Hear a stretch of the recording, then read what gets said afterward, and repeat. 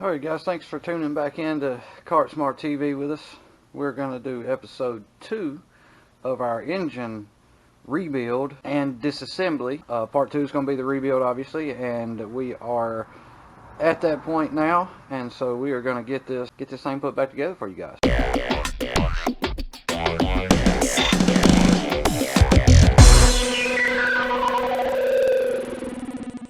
So we're going to reassemble the head first. Got my exhaust valves all cleaned up, nice and shiny, and my pistons waiting to put rings on them. First thing I'm going to do is knock my camshaft seal in.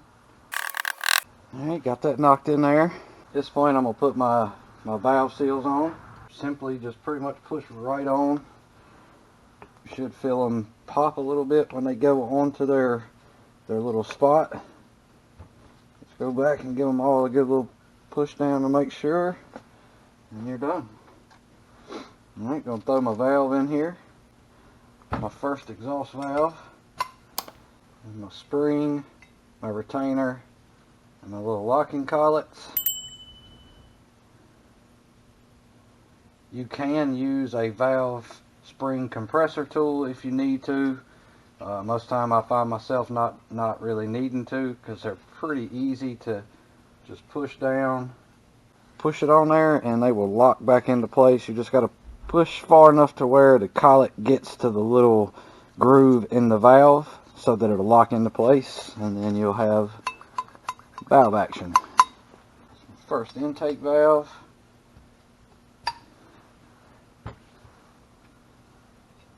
And you just repeat that process all the way through until you're done. There's the last one. All four back in place. Valve operating like it's supposed to. And your head is reassembled and ready to go back to the engine. So you can sit this off to the side, because your next focus is going to be knocking the rest of your seals into the side cover and then into the block. So let's do that. Fan side seal back in, just needs to be flush. Now for your engine block. So you can see right there, and I'm not sure if you're going to be able to hear in the video, but as you're tapping this down, once that seal gets flush, you start actually tapping the outside of the engine block. That sound change is what really tells me that I have got it to the point where it's sitting where it should be. So just keep that in mind. Now we're going to put the balance shaft seal in. And I use that same method for this balance shaft seal, where the sound changes when you start hitting the engine block itself. That's when you know it's flush. So the crankshaft normally gets rust built up right here under the clutch. So what I like to do is I will take my wire wheel and I will knock that rust off of there, so that way it's not a problem in the latter part of this engine's life again.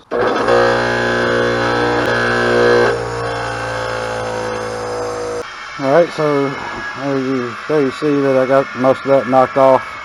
The most important part of it knocked off anyway. Now we're going to slide it back in our engine block. And when you put the crankshaft back in, sometimes you got to give it a little tap, because the bearing don't want to just slide right in there. But you don't want to hit this hard enough to where it damages the threads that your fan nut goes back on. So nice little taps till the bearing seats. Alright, there we go. Alright guys, so now that we're about to put rings on our pistons and put our pistons back in the engine, the couple of tools you'll need for that is going to be your ring compressor and then torque wrenches. These are inch-pound torque wrenches. The big one I use for the head bolts. The smaller one I use for the rod cap bolts, because they have two different torque ranges. And the big one doesn't go down far enough for me to use for both reasons. So that's the only reason why I'm doing what I do. At this point, we're going to get our rings out. And then we're going to start out with our oiler rings. And they go on the bottom slot of the piston. So there's 1, 3 slots, so you're going to put the oiling ring in the very bottom, which in the piston you can see that there's holes there so that the oil can pass through and lubricate when it's running. And then your 2 rings here, one goes on the bottom side of the oiling ring and one goes on the top side. You want to make sure you face those ring gaps away from each other as well, just like you do any normal piston in a running engine. And so like right there is a ring gap. That ring gap right there I'm going to put way over here away from that one. Just standard procedure. And give them a little twist, make sure they're moving in there freely. And then you have your 2 compression rings. Well, you can see this compression ring has a silver coating on the outside of it, as to where this one doesn't, but it does have a slight little beveled edge. Okay, so there's 2 ways to identify which way these piston rings go on these pistons. The biggest one is this small beveled edge here faces down, but there's also this really tiny little letter there, which is an R. Okay, that needs to be facing up towards you where you can actually see it. And so you're from the ring gap here on the piston next to the bottom, that's where your all black ring is going to go.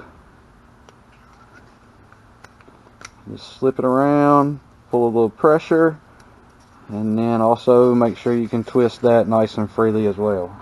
And then finally, the same goes for this ring, minus the fact that there's no tiny little beveled edge here. It only has that small tiny little letter there. Hopefully you can see it, but that letter needs to be facing up towards you, towards the top of the piston, just like this. And also that ring gap needs to be facing away from the other rings gap as well. So we'll twist that around, put a little pressure there, and get it to sit right in.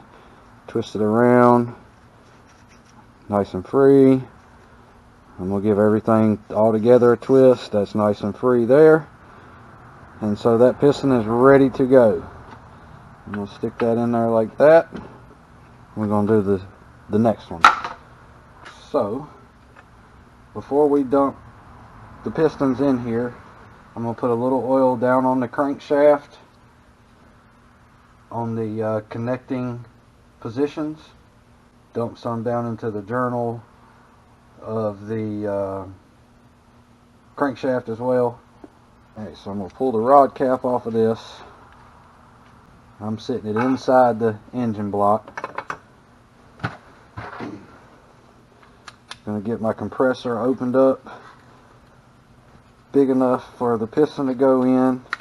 And right before I put the piston inside the compressor tool, I'm going to coat this in oil.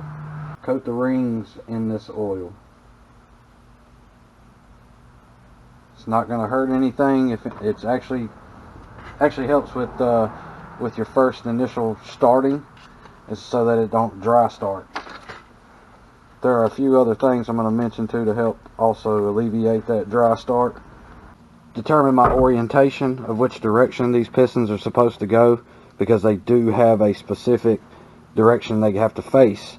And on the piston rod, hopefully you can see where it says fan right there. Well, that means you're supposed to face that piston towards the fan, which is facing you when you're working on this. I also like to take and dip the skirts just outside of the ring compressor tool. That way, when you put this piston in here, those skirts are already below the engine deck there. Make sure that's good and flat. And then I'll take the rubber in and just knock that right in there, just like that. The rod cap, we'll put the rod, get them finger tight for now. Just get it attached.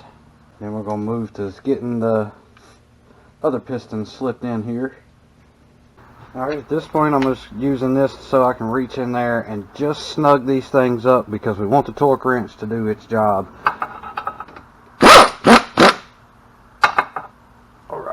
That's all you need right there. Then you're going to get your torque wrench out. And where I'm using inch pounds, I'm having to do, spec says 162 to 163 inch pounds. And that's what I got my little small torque wrench set at. So we're going to put that torque on these. Don't forget that when you're done doing your torque specs on that, take the tension off of your torque wrench so that your spring will last longer. Now, I like to go in here and make a turn to make sure that everything feels good and it's not binding up. Yeah, that's good and smooth right there.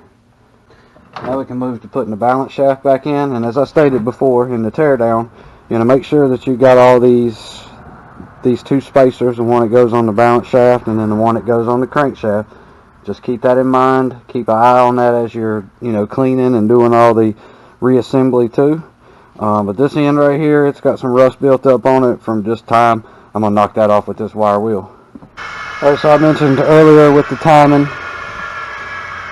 these two small dots right here on your balance gear is going to line up with the small dot that's on your crankshaft gear.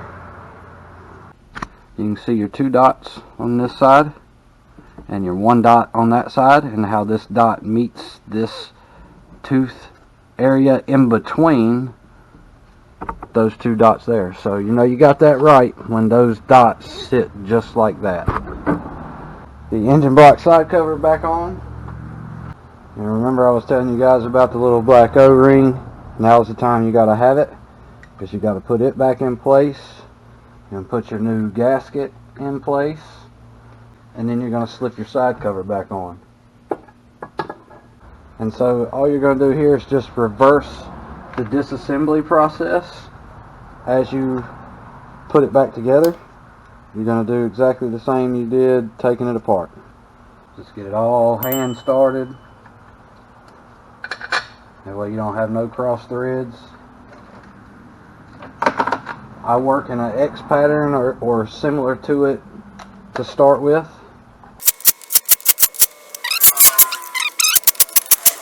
And that's all you got to do for that. I was telling you about the old oil pump O-ring. Well, here's our new one. It's going to go right in this slot here on your oil pump. Alright, so when you go to put your oil pump back together, you're going to take the big gear that has the star looking center, put it in first, and then you're going to take the actual star gear, and it is shaped to where it has a flat spot on the bottom and a flat spot on the top. It will mate together with the balance shaft just like that, and it will slip right into place just like that. Typically the oil pump cover bolts have a lock washer on them also. Sometimes your oil filter bolts are the same, but you just put this plate back up there, block it back off. Alright, once you got your plate back up there, I normally just give it a little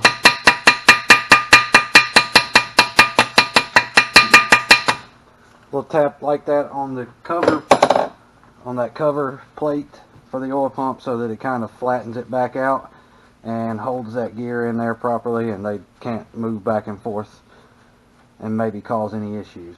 And the last thing I do on this side is I go ahead and put my keyway for the fan back in. Now that's not going anywhere.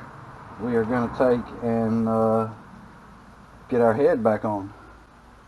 So we got to find our pins, our dial pins, get our head gasket, and our head gasket is directional. You can see the word up right there on that side. If you flip this over, the word is backwards. So you want to flip this to where you can actually read that word that says up, and then you're just going to slip it around your dial pins. Going to orient our head properly, because you can put it around this way, but it doesn't go down. Obviously you won't be able to get it to seat properly, but I'm just saying it can happen. Won't take you but a second to realize it's not on the right direction, but these are all different lengths as well. And so in the middle of the head you have the longer bolt of the three that's inside the head. It goes in the middle, then the two outer, out here and out here. A lot of times I can justify which bolts are which because obviously the oil keeps these bolts clean, as to where the other bolts are dirty from being outside of the head. We're going to put those three down first. For the 4 bolts outside the head, the two bolts that's closest to your spark plugs, they're the short ones, and then the 2 that's on the outside of the head are your longer ones. So I'm going to put my 12mm on the impact. I'm just going to run them down snug, and then we'll do the torque.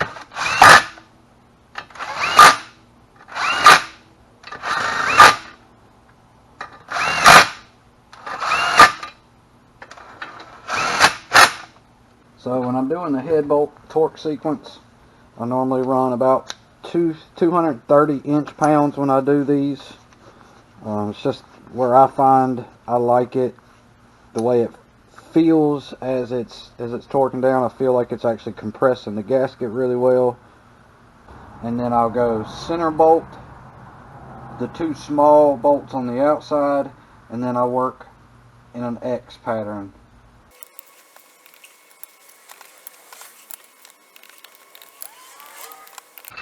Alright, now I'm just going to go back and check them all one more time just in case. Like that right there. And there you go. There's our engine block and head reassembled together. So now we're going to get the camshaft put back in.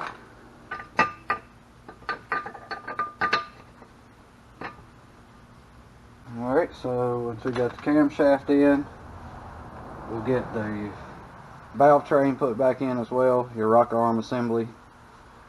And that's as simple as taking your pin, pushing it back in here. Go with your first arm, put it on first, then you slide your spacer beside of it. And you'll get your second arm, rocker arm, and put it into position. Push your pin through a little bit further. Then you have your spring that keeps the tension between it. It goes on next. Then you'll have another rocker arm you're going to put on. And then you're going to get your last rocker arm. Last spacer. And then your last rocker arm. The last rocker arm you may have to put some pressure on to get this to sit in the right spot. Your pin will be right there, and it will be sunk in just a little bit because it doesn't need to be flush. It needs to be just inside that way this can seal off properly. And that's your next move, is to go ahead and get your gasket and your camshaft plate cover right here put back into place, and that way you'll be ready to assemble everything else. Alright guys, so when you're putting your camshaft plate back on, you want to make sure that you put the right bolts back in there. There's this one bolt that has a stud sticks off of it. That one must go in this upper right hand corner hole. The other 3 don't matter, but it's this one particular because that's what holds your coil to the engine block. Alright, at this point we can put our fan back on.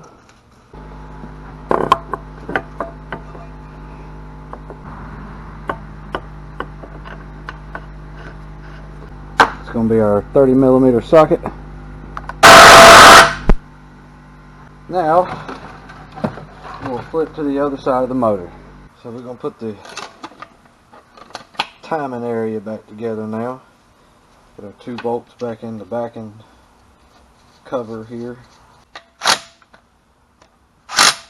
Our lower balance shaft gear back on. Remember I said I needed to have a spring behind this tensioner pulley as well, so I'm going to do that. And here's our tension spring I was telling you about, and it hooks in to that little hole there on the tensioner, just like that.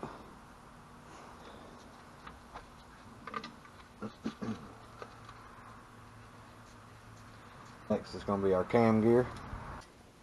Remember I talked about that dot and then the groove in the gear. Hopefully you can see how that's supposed to sit in there like that. I'm going to just hold that gear and give that a nice little hit for the time being. Once I get my belt on here and I get the proper tension on this thing, I will hit those. I'll hit all the bolts again. Just a little bump there. Alright, so as far as timing goes, what we like to do is line this as straight up and down as we can get it. It looks pretty good like that. Now this gear has 3 dots on it. One here, one here. These are the 2 larger holes, and then you have another hole here that's a smaller hole. You line that hole up with this notch on the backing plate when you put your timing belt on. Alright, so my timing marks lined up. I'm going to try to get this belt slipped on here. Alright, there you go. Timing belt on. Marks in the right place.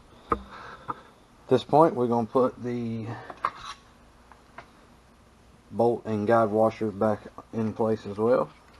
It doesn't have any specific orientation.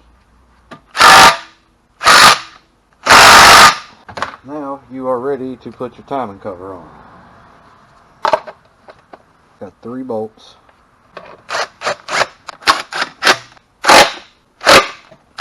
And that'll do it for your timing area, other than coming back and adjusting valves at the very end. Heat shield back. Remember that has 4 of those 10mm bolts as well. Just snug. They don't need to be super tight. Just snug them up. So now we can go and put our little shroud there on. At this point I just slide a carb gasket on, and I don't have the spacer at the moment for this. I'll be using one when I run it on a dyno, of course, but at that point I'll just go and throw a gasket on so it's not in the way here. The next thing I'm going to do is I'm going to put the exhaust gasket and manifold back on.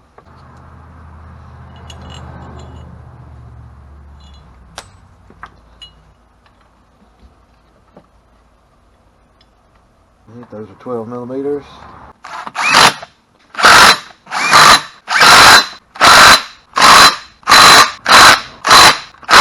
And you might ask why I do what I did right there. That's just because I'm going to get a lot of pressure on these 2 areas, so it's a good flat sealed off surface and I don't have any exhaust blowing by when it's trying to run. Of course, when we run it on the engine stand over here, it's going to be super loud because, you know, we don't have a muffler hooked to it. But once you do have a muffler hooked to it, we don't want this manifold area to leak.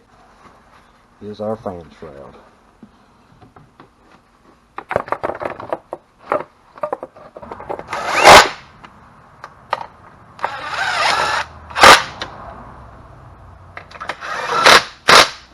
So we're going to finish this up with getting the oil filter put in, getting our valve cover gasket on. It's pretty straightforward. It is molded to fit exactly in there. Alright guys, so we got our new valve cover gasket on there. As you can see, I've thrown my little makeshift, well, it's just an old EZGO clutch that we pulled everything guts off of so that we could have the pulley to be able to run these things with, and I went ahead and put it on.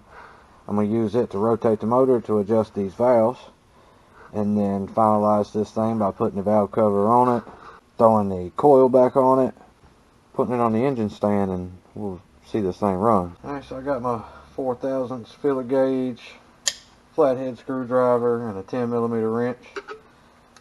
When you go to adjust these valves, each cam lobe needs to be facing towards the crankshaft when you adjust these. Don't matter which end you start on and go, you can come either direction. I'm coming from down here over. Alright. Typically what I do here as well is I go ahead and throw a bunch of oil in the top up here, covering everything I can. Just kind of helps for the first initial start so it ain't dry. I don't like dry starting motors, it ain't good. And then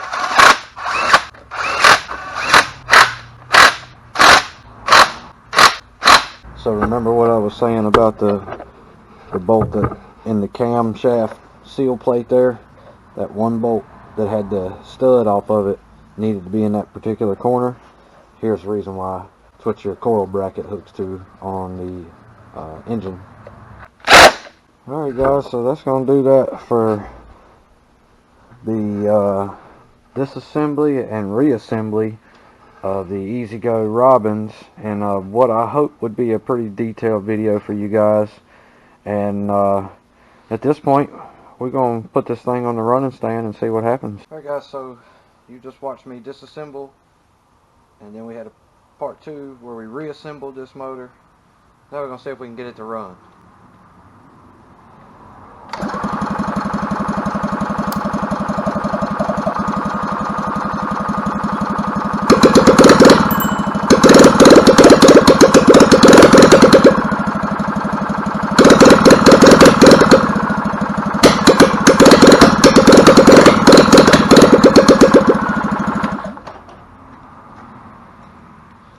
Might need a little gas in her.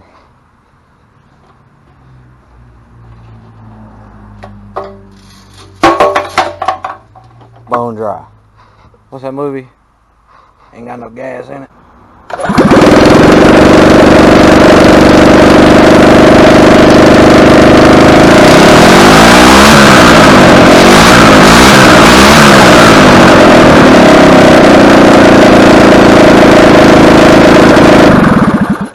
Guys, so no matter how good you build the engine, it ain't never gonna run unless you put gas in it.